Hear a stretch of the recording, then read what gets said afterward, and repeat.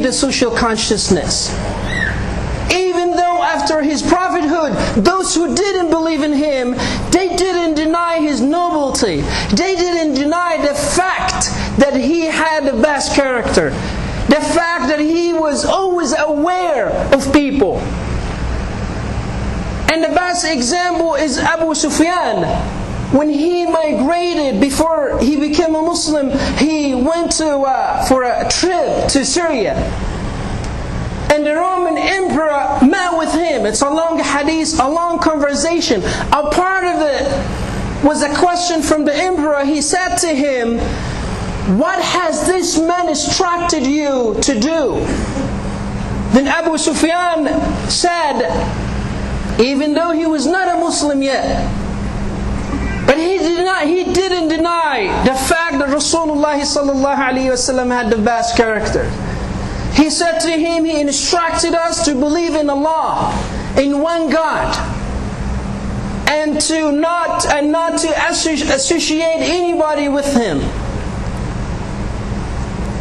and to renounce the idols and the stones, and to pray, say the truth, honor our words, honor our promises, to keep ties to our families, treat everybody well, regardless of their faith. That's what Abu Sufyan said. And as a result, the emperor said to him, if what he's saying is true about this man, so by Allah, this man will become the master of every land upon which my feet rest. And if I can go to him, if I'm in his presence, I would gladly wash his feet. That's what the emperor said about Rasulullah sallallahu alaihi wasallam. So brothers and sisters, Islam promotes social consciousness. Islam does not want people to be isolated, to live only for themselves, to say nafsi, nafsi. Islam does not want people to be greedy. Islam commands us to interact with one another. And Rasulullah sallallahu alaihi wasallam said, the best among you is the one who interacts with people. And being patient, even he received a horrible treatment from people. It's not an excuse to be isolated. Being patient, you'll be the best. Rasulullah sallallahu alaihi wasallam also was asked, what are the deeds that will lead us to the paradise? He said, God consciousness and good manners. And the commentator, they said, God consciousness is to do what Allah subhanahu wa ta'ala commanded you to do. And good manners are to fulfill the rights of others. To be aware, to be concerned about people. To be concerned about people. And the Sahaba of Rasulullah sallallahu alaihi wasallam, brothers and sisters, they learned from Rasulullah sallallahu alaihi wasallam. They learn about how to be concerned about people. They learn how to hasten in order to remove others' distress. Abu Bakr as-Siddiq, the first Khalifa in the history of Islam, the successor of Rasulullah sallallahu alaihi wasallam, he used to pray Fajr, he used to lead the Salah, and immediately he would leave out afterwards.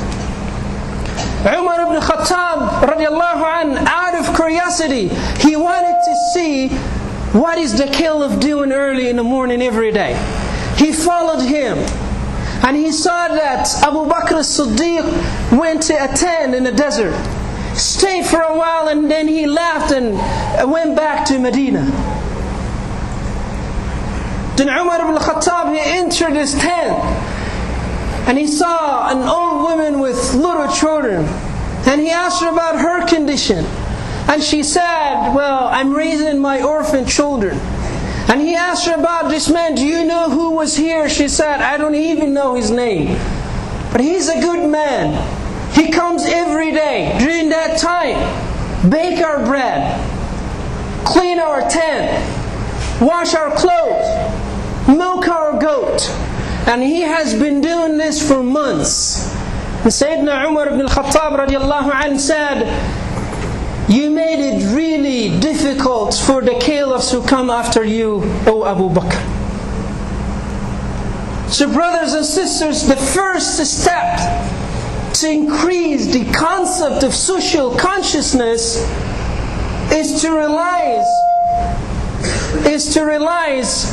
that you're not alone. Is to realize that our concern are not limited in a particular race or a group or even religion, because Rasulullah sallallahu alaihi wasallam was sent as mercy to all humanity. And even the prophets in the Quran, when they address their people, they say, "Oh my people." They don't say, "Oh you people," or "Oh people." They always say, "Oh my people." So if you are an American Muslim, the American people are your people. If you're a Muslim from England, the British people are your people. If you're a Muslim from South Africa, the South African are your people. And if we say that we believe in the social consciousness, we have to be aware of one thing. That we're not only aware or concerned about the affairs of Muslims, but we're only aware and concerned about things like drunk driving in this country, like gun violence, like teen pregnancy rates, like labor unions, like the rights of workers, the rights of immigrants, the rights of women and children, the rights of elderly. We're not alone. We're not alone, brothers and sisters. Rasulullah sallallahu alayhi wa sallam said, "Al-Muslimu akhul Muslim." A Muslim is a brother to another Muslim. لا يظلمه. He should not oppress him, nor shall he hand him over to an oppressor. And then he said, whoever fulfills a need for his brother, Allah subhanahu wa ta'ala will fulfill his need. Whoever removes distress from his brother, Allah subhanahu wa ta'ala will remove his distress in the last day. Whoever screens a Muslim, Allah subhanahu wa ta'ala will screen him in the last day. So we cannot do it alone. You cannot live isolated. You have to be socially aware. You need the help of Allah. You need the assistance of Allah. And you cannot receive the assistance of Allah subhanahu wa ta'ala unless you jump to assist the others. Rasulullah sallallahu alayhi wa sallam said to Abdullah ibn Abbas radiallahu anhuma, "Ihfadillah yahfadh." Be mindful of Allah, Allah will be mindful of you. Take care of Allah, Allah will take care of you. But how does that happen? Ibn Rajab al-Hanbali in his commentary in the hadith, he said, be mindful of Allah, take care of Allah subhanahu wa ta'ala. Allah will take care of you by keeping you away from the vain desires and doubts in your faith. Take care of Allah when you're young. Allah subhanahu wa ta'ala will take care of you in old age. Take care of Allah